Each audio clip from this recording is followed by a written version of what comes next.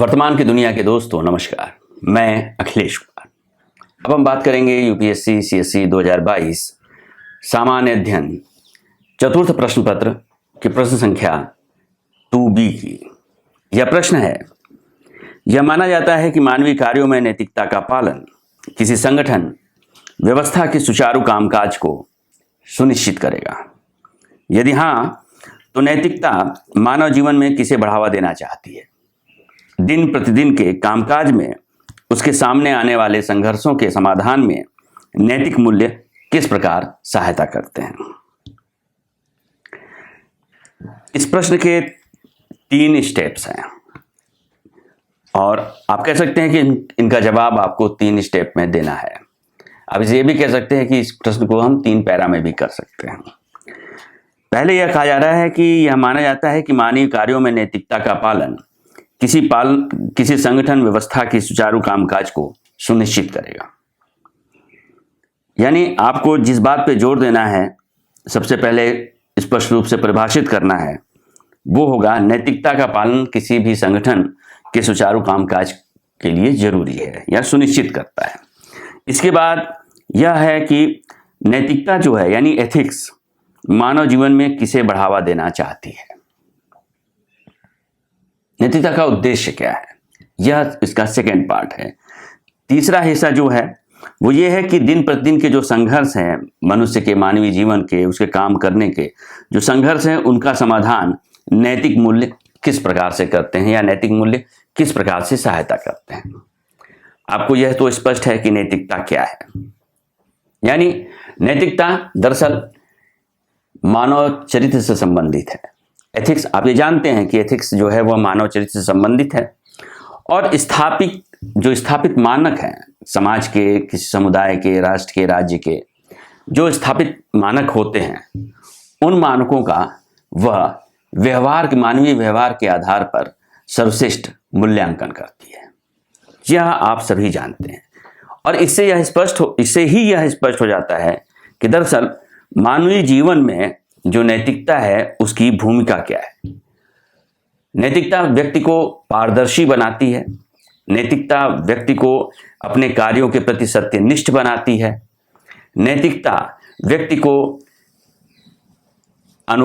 समानुभूति, करुणा, अनुभूति और तमाम संदर्भों में वह सामंजस्यपूर्ण जीवन जीने के लिए प्रेरित करती है। और इस जीवन को बेहतर तरीके से जीने के लिए नैतिकता एक तो जीवन के प्रति, समाज के प्रति, समाज की बेहतरी के प्रति, अपने कर्तव्यों और दायित्वों के प्रति समर्पित करती है। और इसके साथ साथ नैतिकता का जो सबसे महत्वपूर्ण योगदान है कि वह जीवन में निष्पक्षता लाती है और वह निष्पक्षता जो है वह किसी न किसी रूप में लोगों अन्य के प्रति उसके दायित्वों को स्थापित करने में मदद करती है। और यह सारी चीजें उस व्यक्ति के अंदर के जो कौशल है उस कौशल को बढ़ाती हैं।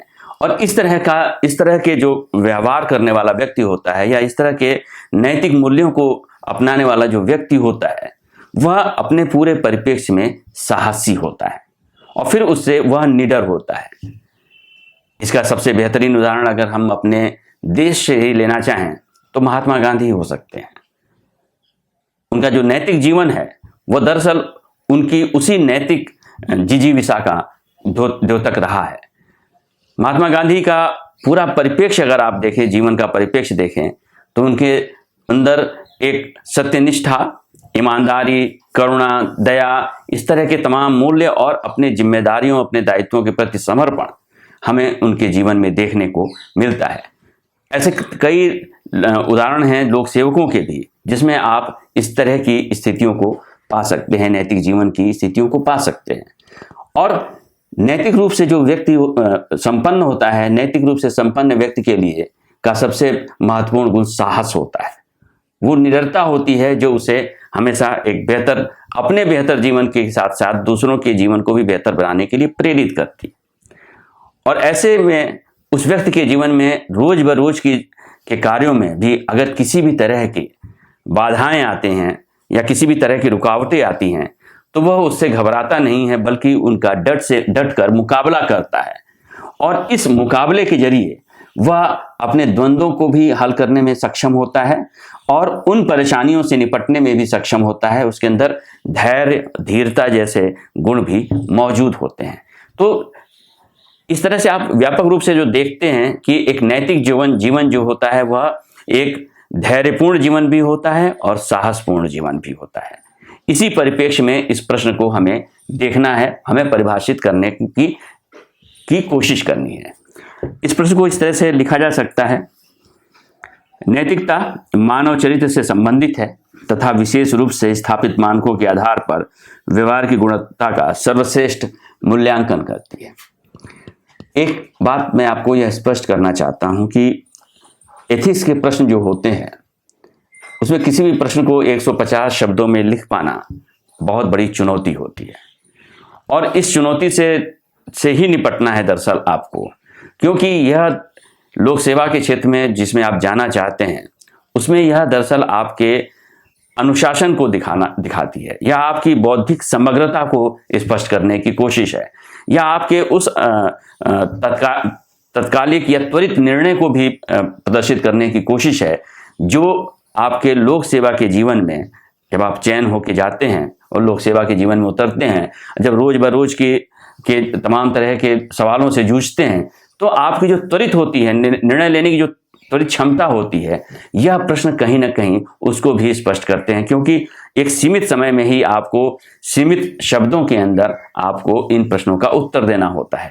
इसलिए चीज़ों को अपने समग्रता के साथ लिखने की कोशिश कीजिए, बनाने की कोशिश कीजिए। इन प्रश्नों को मैंने किसी तरह के डायग्राम या किसी तरह के ग्राफ के जरिए दिखाने की कोशिश नहीं की, बल्कि मैंने सिंपल तरीके से लिखने की कोशिश की है, करने की कोशिश की है। आप उसको डायग्राम में भी विभाजित कर सकते हैं। अगर आपके पास और बेहतर चीज़ें लिखने के लिए हैं तो निश्चित रूप से आप इसको और बेहतर तरीके से विभाजित कर सकते हैं, जिससे कि यह 150 शब्दों के आसपास सिमट जाए।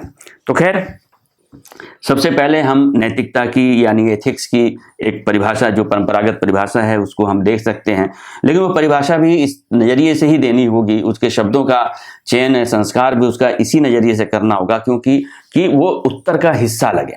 अलग अलग चीज़ें नहीं लिखनी है, बल्कि एक समग्रता में उत्तर एक अविरल धारा की तरह, नदी की अविरल धारा की तरह बहता हुआ दिखना चाहिए, बावजूद इसके कि इसे 150 शब्दों में ही करना है।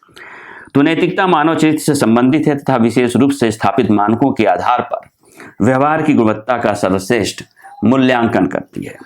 किसी भी व्यवस्था के लिए नैतिकता का अर्थ उसके सदस्यों के पेशेवर कौशल से निर्मित होता है, जिसके लिए उन सदस्यों में सत्यनिष्ठा, जिम्मेदारी, जवाबदेही, साहस, प्रतिबद्धता आदि जैसे मूल्य आवश्यक होते हैं। इसके जरिए नैतिक व्यवस्था में सामाजिक सहचार, विश्वास, सक्षमता, सुरक्षा, एकात्मकता, गुणवत्ता, कार्य जीवन संतुलन और व्यक्तिगत तथा सार्वजनिक विकास को बढ़ावा देती है।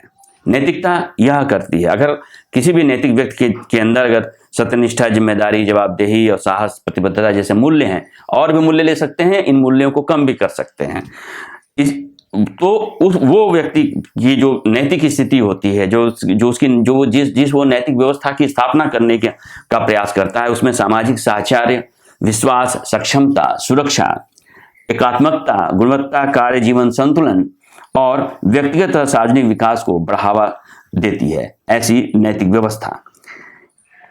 नैतिक मूल्य व्यक्ति के नैतिक द्वंद्वों को हल करने में मदद करते हैं, उसका उचित मार्गदर्शन करते हैं, उसकी निर्णय क्षमता का विकास करते हैं, स्व और अन्य के प्रति पेशेवर दृष्टिकोण निर्मित करने में मदद करते हैं, उसे व्यवस्था के नियमों का दुरुपयोग करने से रोकते हैं, साथ ही विभिन्न प्रकार के संघर्षों और गुटबंदियों का अंत करने में सहयोग देते हैं।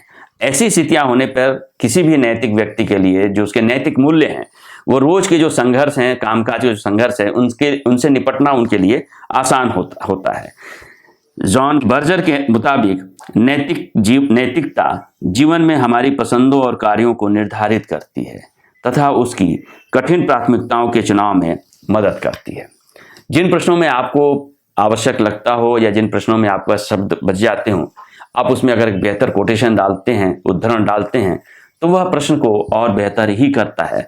150 शब्द के किसी भी कुछ प्रश्न में इस तरह से लिख पाना, एक उदाहरण दे पाना मुश्किल होता है, लेकिन उदाहरण और उदाहरण अगर संभव हो पाए तो आपको अपने प्रश्नों में लिखना चाहिए। और निश्चित रूप से अगर आपको लगता हो कि इस तरह से प्रश्न लिखने में बड़ी लंबा हो सकता है, चीज़ें बहुत व्यापक हो सकती हैं, तो आप जिसमें जैसे मैंने नैतिक मूल्यों के बारे में जो इसमें बात की है अभी आपके सामने, जो सत्यनिष्ठा, जिम्मेदारी, जवाबदेही और साहस, प्रतिबद्धता जैसे मूल्यों की बात की है, अगर वर्तमान की यह पहल आपको पसंद आई हो तो हमारे वीडियो को लाइक करें और चैनल को सब्सक्राइब करें।